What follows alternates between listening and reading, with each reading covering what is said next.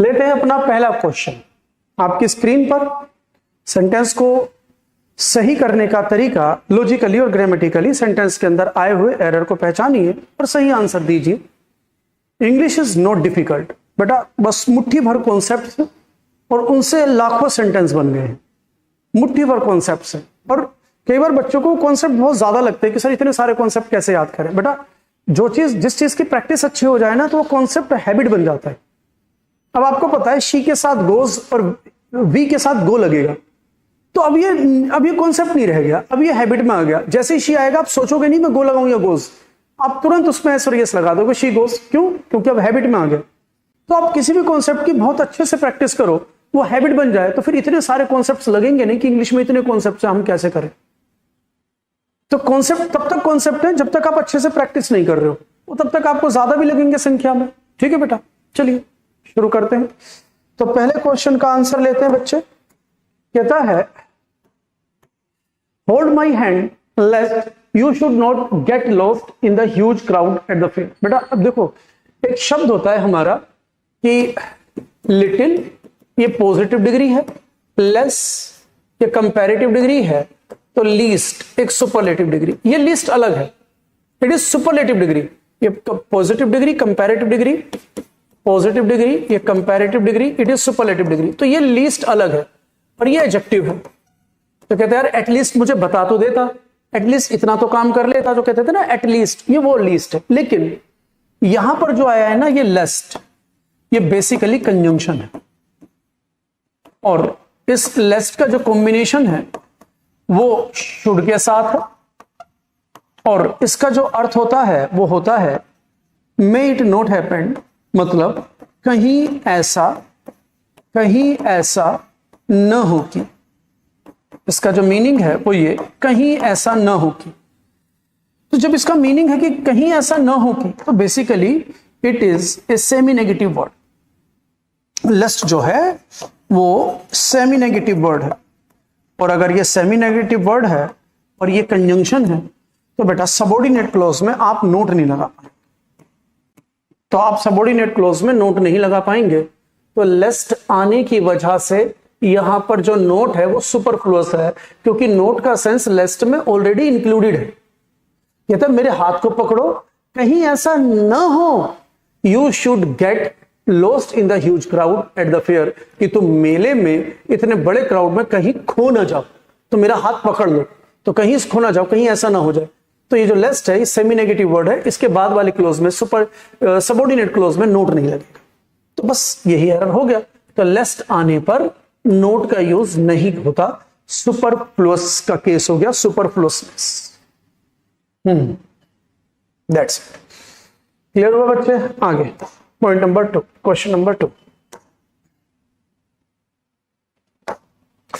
I have ordered for 3 cups of coffee. I have ordered for 3 cups of coffee. अमन वर्मा तुरंत जवाब दे दिया भाई, तूने देखते के साथ ही जवाब दे दिया। चलो देखते हैं वो सही है गलत है। तो बेटा पहले मैं आंसर दे दूं। आंसर ये है कि बेटा जो 4 है ये प्रपोजिशन नहीं आएगा। 4 है प्रपोजिशन नहीं आएगा। क्यों नहीं आएगा? क्योंकि ट्रांजिटिव वर्ब, क्योंकि ट्रांजिटिव वर्ब है। तो बेटा नियम ये है जब भी हम ट्रांजिटिव वर्ब की बात करते हैं तो ट्रांजिटिव वर्ब के बाद नो प्रपोजिशन। ट्रांजिटिव वर्ब के बाद प्रपोजिशन नहीं आता। ये समझ लो, अगर ऑब्जेक्ट दे रखा है कि भाई जो हमारी डू वाली वर्ब है, अगर इसका रिसीवर दे रखा हो, और रिसीवर 2 होते हैं, एक डायरेक्ट ऑब्जेक्ट होता है और एक इनडायरेक्ट ऑब्जेक्ट। तो अगर डू वाली वर्ब के रिसीवर दे रखे हैं तो ये वर्ब ट्रांजिटिव वर्ब होती है, और ट्रांजिटिव वर्ब के साथ प्रपोजिशन नहीं आता। प्रपोजिशन आता है इंट्रांजिटिव वर्ब के साथ जब रिसीवर ना हो। जैसे मैं कहूं आई लिव इन दिल्ली, कि भाई मैं दिल्ली में रहता हूं, तो मैंने यहां पर इन क्यों लगाया? क्योंकि जो लिव है ये इंट्रांजिटिव वर्ब है, क्योंकि सेंटेंस में इन डेली प्लेस एडवर्ब तो है, एमपीटीआर में ये प्लेस तो है, लेकिन सब्जेक्ट वर्ब के बाद ऑब्जेक्ट नहीं है, इसका रिसीवर नहीं है। तब कोई रिसीवर नहीं है, तो इसका मतलब है ये इंट्रांजिटिव वर्ब है। इंट्रांजिटिव वर्ब के साथ प्रेपोजिशन आ सकता है, लेकिन ट्रांजिटिव वर्ब के साथ नहीं आ सकता। जैसे हमने यहां कहा आई हैव ऑर्डर्ड, मैंने ऑर्डर किया, तो पूछता क्या ऑर्डर किया, तो जब व्हाट का आंसर में क्या आया, 3 cups of coffee. 3 cups of coffee जो हमारा डायरेक्ट ऑब्जेक्ट है, तो जो व्हाट के आंसर में आता है वो डायरेक्ट ऑब्जेक्ट, जो हुम के आंसर में आता है वो इनडायरेक्ट ऑब्जेक्ट। और ये दोनों डायरेक्ट इनडायरेक्ट ऑब्जेक्ट रिसीवर होते हैं, एक्शन का इफेक्ट रिसीव करते हैं, और अगर सेंटेंस में रिसीवर दे रखा हो तो प्रेपोजिशन नहीं लगेगा। तो यहां पर आपको 4 हटाना पड़ेगा, ये नियम है। बताइए क्लियर हुआ कि नहीं, बताइए बताइए समझ में आया कि नहीं आया? ठीक है बच्चे, तो ट्रांजिटिव वर्ब के साथ प्रेपोजिशन नहीं आता। चलिए अगला क्वेश्चन आपकी स्क्रीन पर।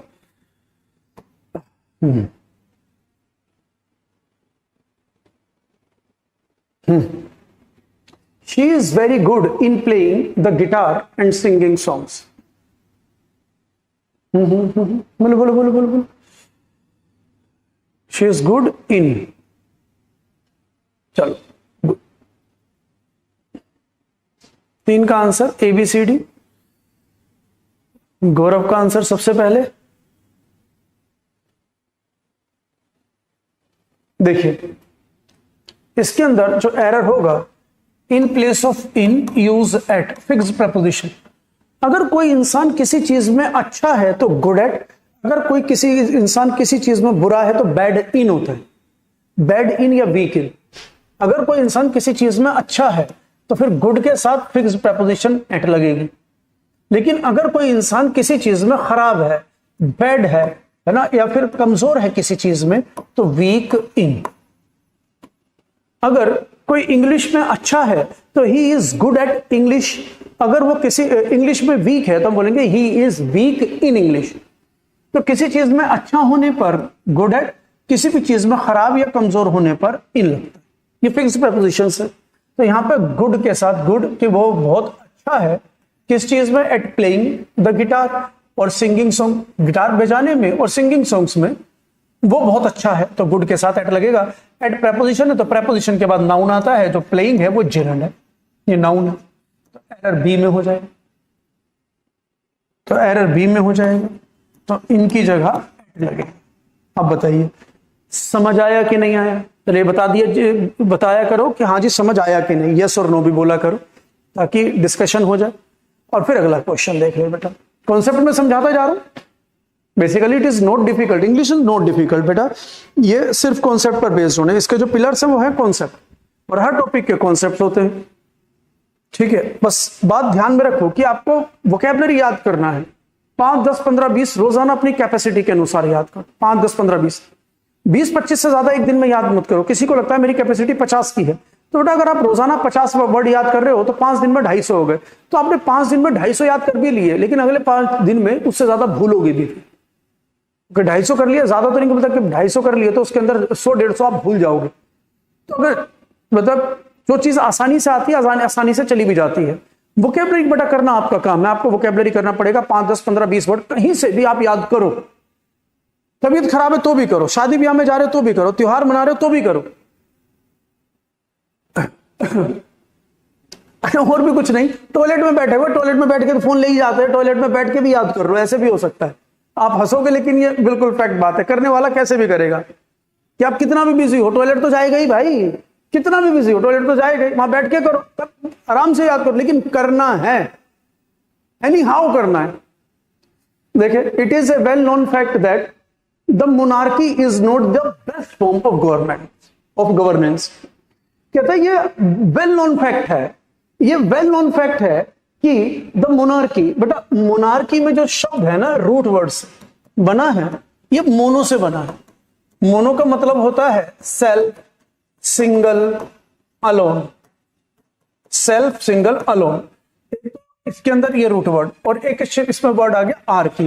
ये जो आर्की होता है और जो ये क्रसी होता है, जो आर्की और क्रसी होता है, इसका मतलब होता है टू गवर्न, किसी पर शासन करना, किसी पर शासन करना। तो भाई अब कहता है शासन करना सेल्फ, अकेले, तो अकेले शासन करना तो मोनार्की। तो मोनार्की का मतलब है एक का शासन, जैसे ऑटोक्रेसी भी इसका सिनोनिम हो जाएगा ऑटोक्रेसी। इसका सिनोनिम हो जाएगा ऑटोक्रेसी। और बेटा इनका हिंदी मीनिंग होगा ऑटोक्रेसी। और मोनार्की का एक होगा कि जो एक का शासन होता है, क्या कहेंगे उसे, एक का शासन जो तानाशाह, ये तानाशाह हो जाएगा, जिसे डिक्टेटर भी कह देते हैं। तो अगर ये कहता है कि ये वेल नोन फैक्ट है कि जो अगर शासन एक के ही हाथ में रहे, तो भैया वो तो तानाशाही हो जाएगी। Is not the best form of governance की ये बेस्ट फॉर्म नहीं होती, तानाशाही नहीं होनी चाहिए, ये कहना चाह रहा है। अब बात समझ में आई? तो बेटा अगर बात समझ में आई तो बेटा बात समझे कि पर्टिकुलर किसी तानाशाही की बात नहीं कर रहा है, पर्टिकुलर इसे डेफिनेट नहीं कर रहा है, ये जनरल फैक्ट है, ये जनरल वेल नोन फैक्ट तो मतलब इट इज जनरल फैक्ट। और बेटा जनरल चीजों में दा नहीं आता, जनरल दा आता है पर्टिकुलर चीजों में, एग्जैक्ट चीजों में, डिफाइंड चीजों में, जो पहले मेंशन्ड है उन चीजों में आप द लगाएंगे। मोनार्की जनरल फैक्ट में बात कर रहा है कि भैया जी तानाशाही नहीं चलेगी कहीं पर भी, वो अच्छी नहीं होती है, तो इस बात को बता रहा है। तो तानाशाही को वो जनरल डिस्क्राइब कर रहा है, पर्टिकुलर किसी की तानाशाही की बात नहीं कर रहा है। तो बेटा इसलिए हम मोनार्की से पहले द नहीं आएगा, और द नहीं आएगा तो ये आर्टिकल एरर हो गया। अब बताओ समझ में आया कि नहीं आया, एक्सप्लेनेशन क्लियर है कि नहीं?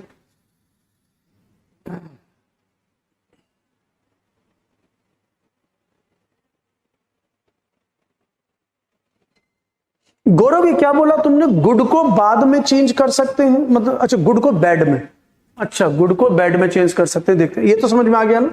मैं देखो तुम ये कहना चाहते हो मेरे ख्याल से कि शी इज गुड, है ना। तो अब जरा देखो, अब कह रहे हो यहां पर बैड में चेंज कर दो या वीक में चेंज कर दो, तो यहां पर इन हो जाएगा, ये कहना चाहते हो। लेकिन सेंटेंस पढ़ के देखो, उसने दो गुण बताए, गिटार बजाना और सिंगिंग। इंसान हर चीज में ही कमजोर होता है, इंसान हर चीज में कमजोर है। जो नहीं लिखा वो तो उसमें तो वो कमजोर ही है। फिर स्विमिंग नहीं लिखा, एक्टिंग नहीं लिखा, डांसिंग नहीं लिखा, कुकिंग नहीं लिखा, तो इसका मतलब वो सब में कमजोर है। जो अच्छा है तभी तो लिखा, तो कहने का मतलब ये है वो अच्छा है, ये बोलना चाहता है कि वो अच्छा है, कि जो लड़की है ये अच्छी है इन दोनों चीजों में। कमजोर तो फिर सारी चीजों में हो सकता है, उसे कुकिंग नहीं आती, स्टिचिंग सिलाई नहीं आती है, समझ में आ रहा है कि नहीं आ रहा है? स्टिचिंग नहीं आती है उसे, तो मतलब उसे बहुत सारे काम नहीं आते, जो आते हैं वो लिखा है, तो उसी में वो अच्छी है। कमजोर तो हम हर चीज में है। और अगर वो कमजोर होती तो इधर वो वीक लिखता, अगर वो गुड लिख रहा है इसका मतलब है दो एक्शन में वो गुड है, तो फिर यहां पर एट लगेगा। आ रहा है बेटा समझ? तो आंसर बी होगा, ए नहीं होगा। चलिए अगला क्वेश्चन, ऐसे प्रश्न पूछते रहो।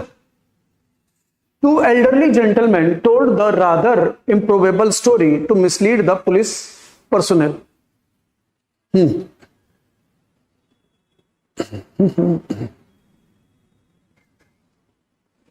Reply.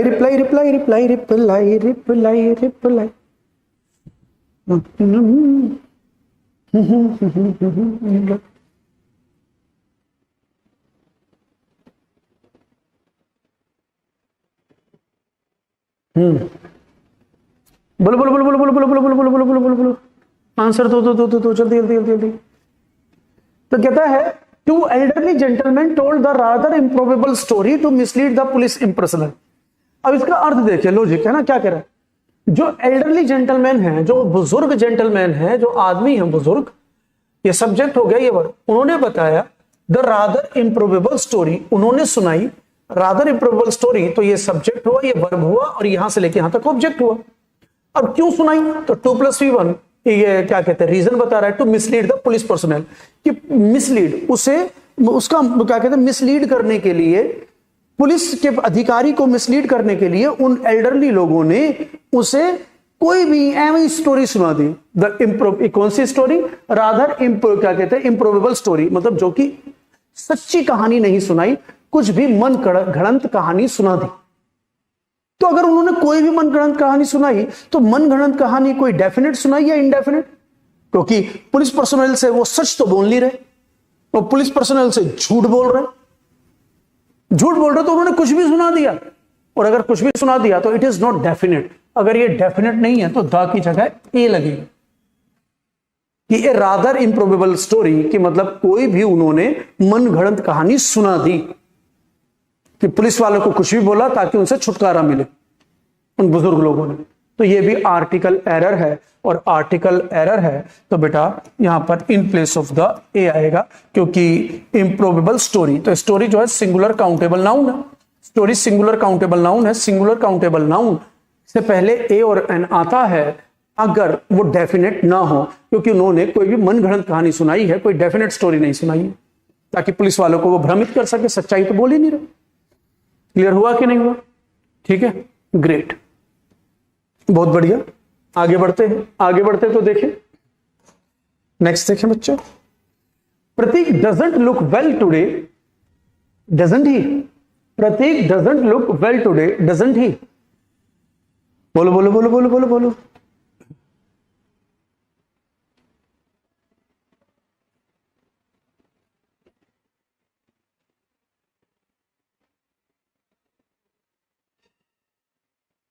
ये भी देखते रहा करो कि बेटा देखो ये ना प्रीवियस ईयर में कोई भी एक सिंगल क्वेश्चन मैं आपके सामने मॉक टेस्ट का नहीं ला रहा हूं, कोई भी सिंगल क्वेश्चन मॉक टेस्ट का नहीं है, सारे पीवाईक्यू हैं, सिर्फ PYQ, totally PYQ previous year.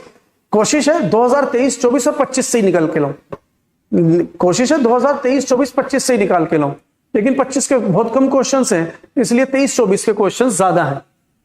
ठीक है ना? चलिए अब देखिए आंसर, तो मैं आंसर आपको पहले बोल दूं, डजंट ही नहीं होगा, डज ही होगा। तो जो एरर है ये क्वेश्चन टैग से है, सबसे आसान सबसे छोटा टॉपिक क्वेश्चन टैग से। छोटा सा नियम है क्वेश्चन टैग बेटा, एक होता है पॉजिटिव क्वेश्चन टैग, एक होता है नेगेटिव क्वेश्चन टैग, एक होता है नेगेटिव क्वेश्चन टैग। तो जो पॉजिटिव क्वेश्चन टैग है उसके अंदर हेल्पिंग वर्ब और फिर प्रोनाउन और क्वेश्चन मार्क, यही होता है। और नेगेटिव क्वेश्चन टैग में हेल्पिंग वर्ब के बाद नोट और नोट के बाद प्रोनाउन और फिर लास्ट में क्वेश्चन मार्क, ये नियम लगता है। लेकिन डिसाइड कैसे होगा कि नोट आएगा या नहीं आएगा? तो बेटा वो स्टेटमेंट, तो दो चीजें हैं, एक होती है स्टेटमेंट है ना, और एक होता है क्वेश्चन टैग। तो क्वेश्चन टैग, तो हमारा नियम यह है, अगर स्टेटमेंट में दोनों में से एक जगह नोट होना चाहिए। अगर स्टेटमेंट अफर्मेटिव है तो क्वेश्चन टैग नेगेटिव हो जाएगा, तब आप इसे लगाओगे। लेकिन अगर स्टेटमेंट नेगेटिव है, स्टेटमेंट में नोट है, तो जो क्वेश्चन टैग है वो अफर्मेटिव हो जाएगा। मींस दोनों में से एक जगह नोट होना चाहिए, तो वो स्टेटमेंट पे डिपेंड करता है। स्टेटमेंट अफर्मेटिव है तो इधर नोट आएगा, और स्टेटमेंट में पहले ही नोट है तो इधर नोट नहीं आएगा।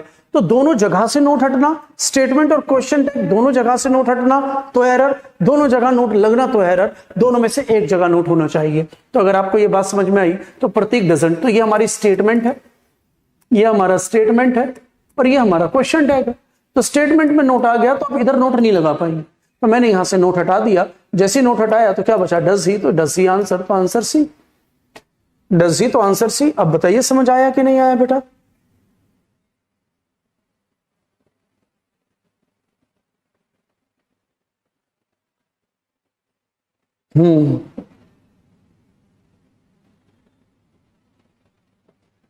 अच्छा, अब चलो, जो भी तुम मुझसे बोल रहे हो, क्योंकि आपके मन के अंदर आए हुए ये प्रश्न है जो तुमने मेरे से डिस्कस किया, लेकिन जो मैंने एक्सप्लेनेशन दिया, अब जो मैंने एक्सप्लेनेशन दिया उस पर एक्सप्लेनेशन से आप संतुष्ट हो कि नहीं, आप सेटिस्फाइड हो कि नहीं उस एक्सप्लेनेशन से? ठीक है ना? अगला क्वेश्चन, बहुत बढ़िया, क्या आप डिस्कस कर रहे हो ये सब चीजें? ये डिस्कशन ही तो बहुत बढ़िया चीज है ना, इससे तो बात समझ में आती है। गलत चीजें मन से निकल कर आ जाती हैं और सही में तब्दील हो जाती हैं, गलत चीजें निकल जानी चाहिए मन से। तो let us work out the details of our endeavour shouldn't be. चलो बताइए, चलो मैं पहले क्लियर कर दूं, ये भी क्वेश्चन टैक्स है, पहले वाला भी क्वेश्चन टैक्स है, ये भी क्वेश्चन टैक्स है। अब देखो क्वेश्चन टैक्स है किस में? टीयर 2 के अंदर 2024, टीयर 2 में, प्री में नहीं, टीयर 2 में आया हुआ है। जबकि मतलब मैं अपनी बात सोचूं, क्वेश्चन टैग इतना इजी टॉपिक होता है ना, तो मैं ये एक्सपेक्ट करता हूं कि ये सिर्फ प्री में आएगा, लेकिन भाई देखो मेंस में आया हुआ है, मेंस में आया हुआ है क्वेश्चन टैग से।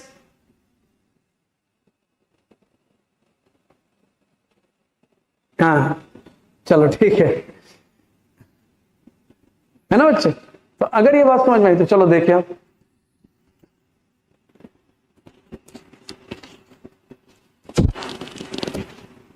एरर बताओ इसको, बताओ बताओ बताओ बताओ। तो देखो इसका जो एरर होगा तो क्या कहता है, जैसी लेटर्स, ये भी क्वेश्चन टैग का है, ये कहता है अगर कोई किसी स्टेटमेंट में, अगर कोई स्टेटमेंट का इंपेरेटिव सेंटेंस लेट अस से शुरू हो, ये फिक्स है, कुछ चीजें फिक्स है, अगर स्टेटमेंट लेट अस से शुरू हो तो जो क्वेश्चन टैग है वो शैल बी से बनता है, शैल बी। अगर स्टेटमेंट लेट अस से शुरू हो तो शैल बी से बनता है, इधर शुडंट बी कर दिया तो यहां शैल बी हो। अब इसके अंदर एक छोटा सा एक्सेप्शन है कि मैंने अभी अभी आपको एक बात बताया इधर कि जब हम क्वेश्चन टैग बनाते हैं तो दोनों में से एक जगह नोट होना चाहिए और एक जगह नहीं होना चाहिए।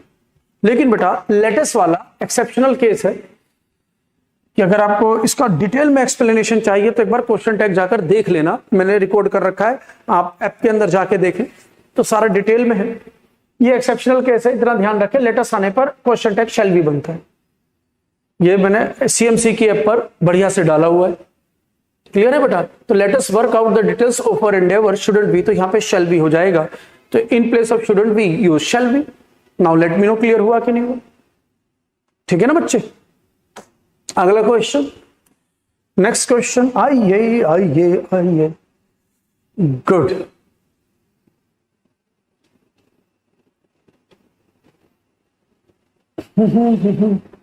If a person studied a period of history, he would have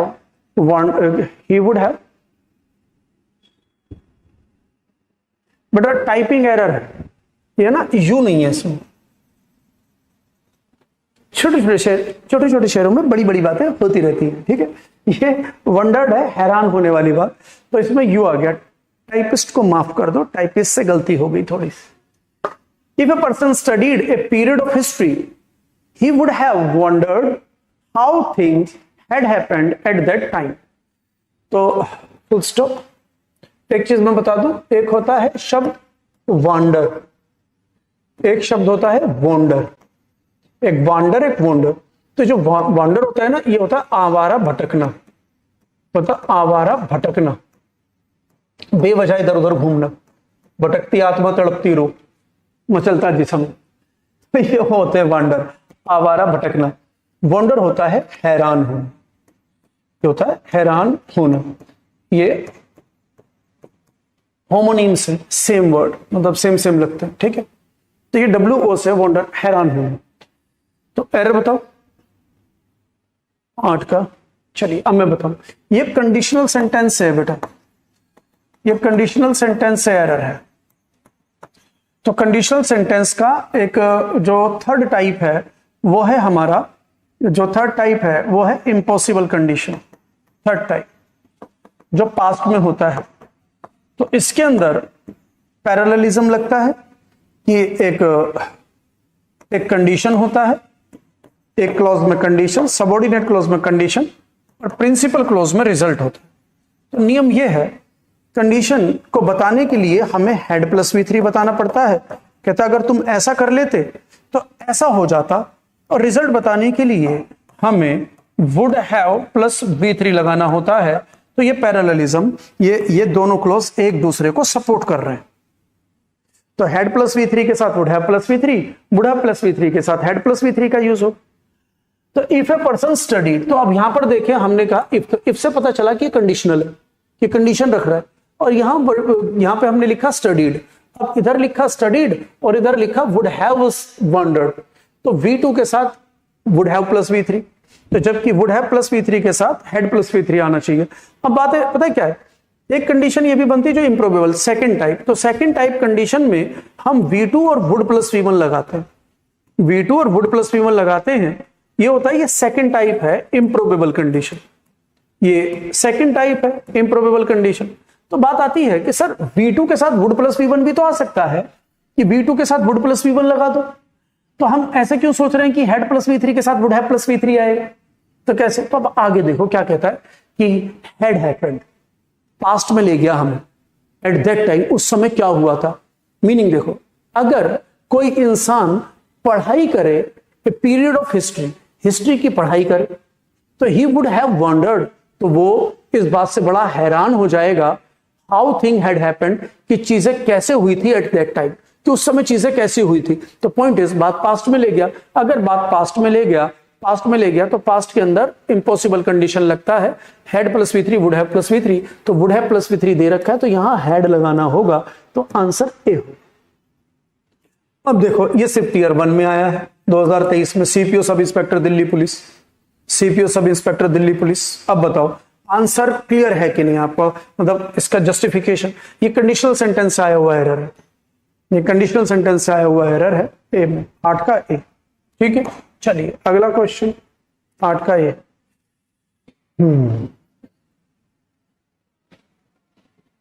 good. अगला, were she I she will not allow you to go. बेटा एक्चुअली ये ना भी, ये भी टाइपिस्ट है ना, थोड़ी गलती कर देता है कभी कभी, है ना। इसने आज तो 2 गलती कर दी है अभी। एनी देयर नहीं होता बेटा, एनी वेयर होता है। ये टाइपिंग एरर है बेटा, गलती कहीं और है। It is not any there, it is any where. Any there कोई शब्द नहीं है, ठीक है, any where at this time of crisis. तो एनी वेयर है, टाइपिंग एरर है बेटा, मैं इसे ठीक कर रहा हूं। कहता वर शी आई, अगर वो मेरे स्थान पर होती, she will not allow you to go anywhere at this time of crisis, कि अगर वो मेरे स्थान पर होती तो वो तुम्हें बिल्कुल अलाउ नहीं करती कहीं जाने के लिए इस समय। अब जरा ध्यान दें, कहते ये स्ट्रक्चर समझ में नहीं आया होगा आपको, वर शी आई। तो बच्चे ने ऐसे सोचा होगा कि भाई, कई बार कुछ बच्चे ऐसे सोचते हैं कि शी सिंगुलर सब्जेक्ट है तो मैं वाज कर दूं, लेकिन अगर आप ऐसे करोगे तो इंटेरोगेटिव बनेगा, वाज शी, हेल्पिंग वर्ब पहले सब्जेक्ट बाद में, तो लास्ट में क्वेश्चन मार्क होना चाहिए, लेकिन इसके लास्ट में तो क्वेश्चन मार्क है ही नहीं, तो इसका मतलब ये इंटेरोगेटिव नहीं है, इसका मतलब ये ठीक है। तो कह रहा फिर ये स्ट्रक्चर क्या है, तो बेटा ये होता है इन्वर्जन, कि वर्ब पहले और सब्जेक्ट बाद में इन्वर्जन लगा है। तो कंडीशनल सेंटेंस के अंदर सेकंड और third type improbable impossible condition के अंदर इन्वर्जन लगाते हैं सेंटेंस को एम्फसाइज करने के लिए। जैसे मैं लिखूं, अगर मैं ऐसे लिखूं, इफ आई वर, कहता if I were Salman Khan, कहता आई वुड मैरी। कहता अगर मैं सलमान खान होता भाई मैं तो कर लेता शादी। यह कह रहा है कि अगर मैं सलमान खान होता मैं तो शादी कर लेता। तो ये इमेजिनरी कंडीशन है, कोई सलमान खान थोड़ी हो सकता है। तो हमने कहा कि if I were Salman Khan I would marry, तो मैं शादी कर लेता अगर मैं सलमान खान होता। तो हमने यहां पे क्या लिखा, V2, V2 के साथ क्या लिखा, would plus V1 second type. लेकिन एक सिंपल सेंटेंस है कि अगर मैं सलमान खान होता तो शादी कर लेता। अगर मैं बोलता, अगर मैं इसी बात को एम्फेसाइज करूं, इंटेंसिफाई करूं, बात को दिल की गहराई से बोलूं कि भाई अगर मैं सलमान खान होता ना तो भाई मैं तो शादी कर लेता, तब क्या हुआ, भावनाएं बदल गई। शब्द वही है, भावनाएं बदल गई कि अगर मैं सलमान खान होता तो शादी कर लेता, अगर मैं सलमान खान होता तो शादी कर लेता। तो जब एम्फेसाइज करते हैं तो इन्वर्जन लगाना होता है।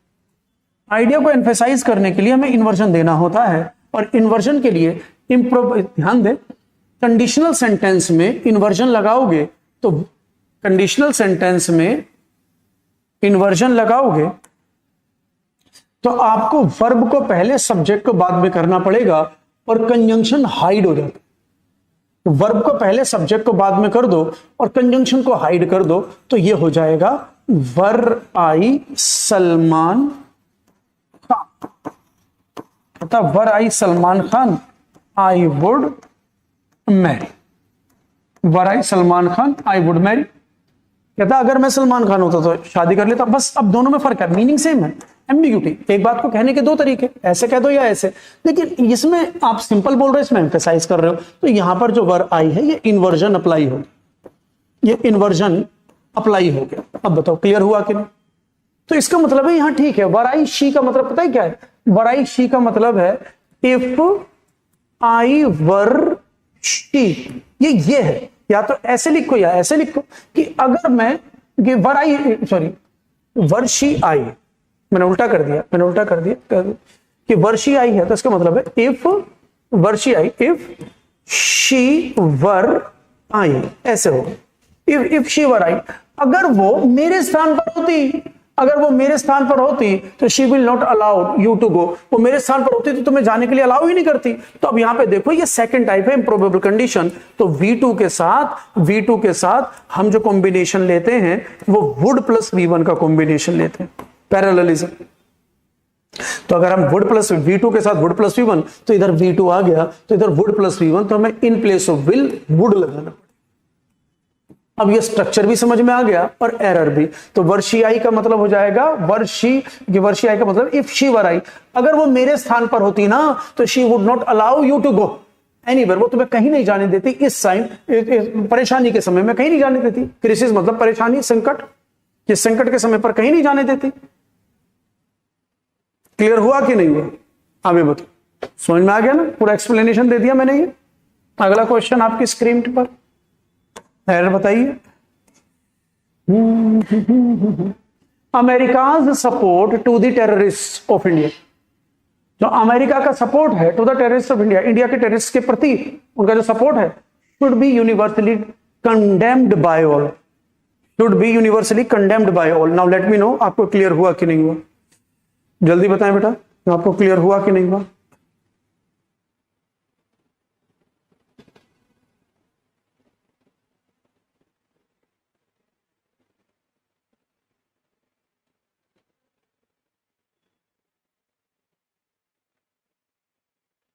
आंसर दो, आंसर दो, अब आंसर दो जल्दी।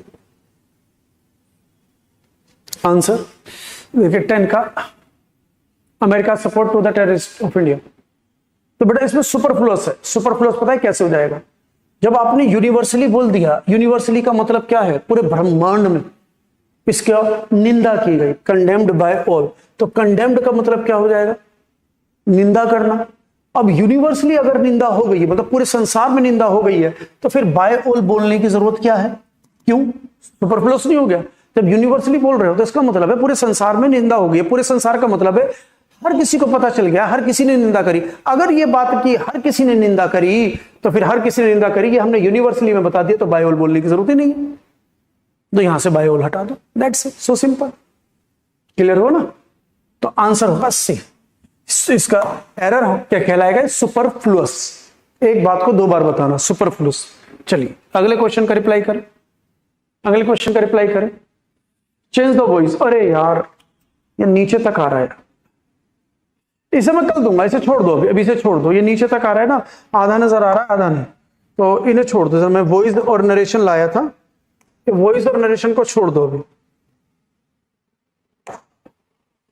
कल करेंगे वॉइस नरेशन, है ना? अभी वो नीचे से नजर नहीं आ रहा है ना, मैं उसे टाइपिस्ट को कह दूंगा, वो ठीक से कर देगा, तो वो हम कल करेंगे। अभी 2 वॉइस के और 2 नरेशन के क्वेश्चन लेकर आया हुआ था मैं, तो 2023 में आए हुए, तो 2 वॉइस और 2 नरेशन के क्वेश्चन, तो उन्हें छोड़ दो, वो मैं कल बताऊंगा। ये करो अभी, अगला ले लो।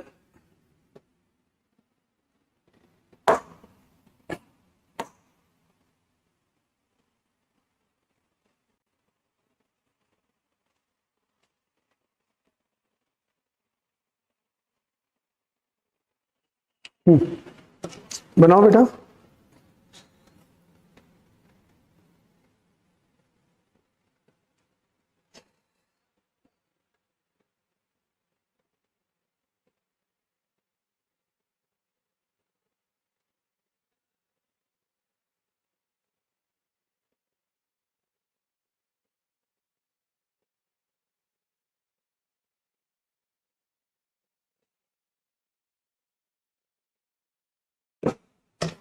अरे यार ये बच्चे ने ना, प्लीज यार आज इसको ना मैं टाइपिस्ट को खूब कहूंगा यार, for breach of contract. Breach नहीं होगा बेटा, इट इज फॉर ब्रीच। ये टाइपिंग एरर है बच्चे, ये आज 3 एरर कर दिए उसने, टाइपिस्ट ने, और मैं इस टाइपिस्ट को बताऊंगा ये टाइपिंग एरर। बेटा कुछ और एरर ढूंढना, इसे मत ढूंढना, कुछ और एरर देखना, इसे मत ढूंढना। बताओ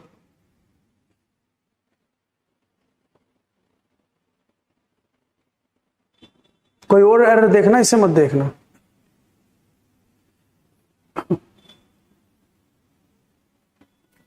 ठीक है, अब जरा देखो, तो इसके अंदर सब्जेक्ट वर्ब एग्रीमेंट का एरर है, इसके अंदर सब्जेक्ट वर्ब एग्रीमेंट का एरर है बेटा, सब्जेक्ट वर्ब एग्रीमेंट का। द कंपनी वॉज सूड, सूड होता है केस कर देना, कंपनी के ऊपर केस कर दिया गया for breach of contract, contract को तोड़ने के लिए, कॉन्ट्रैक्ट को खत्म करने के लिए, कॉन्ट्रैक्ट को खराब करने के लिए, ब्रीच करने के लिए, तो कंपनी के ऊपर मतलब केस कर दिया गया, but it still deny any wrong doing, लेकिन कंपनी अभी भी मना करती है रॉन्ग डूइंग कि उसने कुछ गलत नहीं किया। तो बेटा अगर बट आया तो एक क्लॉज ये है और एक क्लॉज ये है, और बेटा ये ध्यान रखें जब भी हम क्लॉज लिखते हैं तो क्लॉज के अंदर एक सब्जेक्ट और एक वर्ब होना कंपलसरी है। हर क्लॉज का अपना सब्जेक्ट अपना वर्ब होगा, तो इस क्लॉज का जो सब्जेक्ट है इट है, इट जो कंपनी के लिए आया, और इसका जो वर्ब होगा डिनाई होगा, तो डिनाई प्लूरल वर्ब आ नहीं सकती इट के साथ, तो इट डिनाई की जगह डिनाइज लिखना पड़ेगा। डिनाई की जगह डिनाइज, सिंगुलर वर्ब के साथ, सिंगुलर सब्जेक्ट के साथ सिंगुलर, सिंगुलर सब्जेक्ट के साथ सिंगुलर वर्ब, ठीक है। चलिए अब ये आज के लिए last, the news regarding the earthquake survivors are very disturbing. बताए, बहुत इजी, बहुत easy, very very easy, very very easy, बहुत इजी है। बताइए, अगर मैं ये कह दूं ये भी सब्जेक्ट वर्ब अग्रीमेंट से है, ये भी सब्जेक्ट वर्ब अग्रीमेंट से, तो मतलब अब मुझे वर्ब लगानी है, अब मुझे वर्ब लगानी है, तो सब्जेक्ट ढूंढो कि the news regarding the earthquake. The news या तो न्यूज सब्जेक्ट है या तो earthquake subject, the earthquake survivors या सर्वाइवर सब्जेक्ट है। अगर सर्वाइवर सब्जेक्ट है तो आर लगाओ, न्यूज सब्जेक्ट है तो इस लगाओ। अब देखो द न्यूज जो है सब्जेक्ट है या नहीं, अभी देखते हैं। ये जो रिगार्डिंग है ये प्रेपोजिशन है, अगर प्रेपोजिशन और आर्टिकल आया, प्रेपोजिशन और आर्टिकल आया तो फ्रेज का अंतिम शब्द तो ऑब्जेक्ट हो जाएगा, तो मतलब ये सर्वाइवर तो ऑब्जेक्ट हो गया। क्लियर हुआ कि नहीं? क्योंकि प्रेपोजिशन के बाद जो आता है वो ऑब्जेक्ट हो गया, ये जो नाउन है ये ऑब्जेक्ट। अर्थक्वेक क्या हो गया? अर्थक्वेक सर्वाइवर्स, तो ये हमारा एडजेक्टिव के रूप में आएगा अर्थक्वेक। तो अर्थक्वेक एडजेक्टिव है, सर्वाइवर्स हमारा ऑब्जेक्ट है, ये प्रेपोजिशन है तो फिर सब्जेक्ट ये हुआ। और बेटा न्यूज एब्स्ट्रैक्ट नाउन है, एब्स्ट्रैक्ट नाउन है जिसे देखा छुआ नहीं जा सकता, और एब्स्ट्रैक्ट नाउन हमेशा सिंगुलर अनकाउंटेबल होते हैं। तो बेटा न्यूज के अकॉर्डिंग फिर आर नहीं इज होगा, एरर से। 2024 में आया सीडीएस के अंदर ये क्वेश्चन है, ठीक है बेटा। थैंक यू, आज के लिए क्लास ओवर, मिलते हैं फिर क्लास, कल की क्लास में नए नए क्वेश्चंस के साथ, है ना, प्रीवियस ईयर के पीवाई क्वेश्चंस के साथ कल मिलते हैं। तब तक के लिए see you, tata, bye bye, good night, sleep tight, bye bye bye bye bye.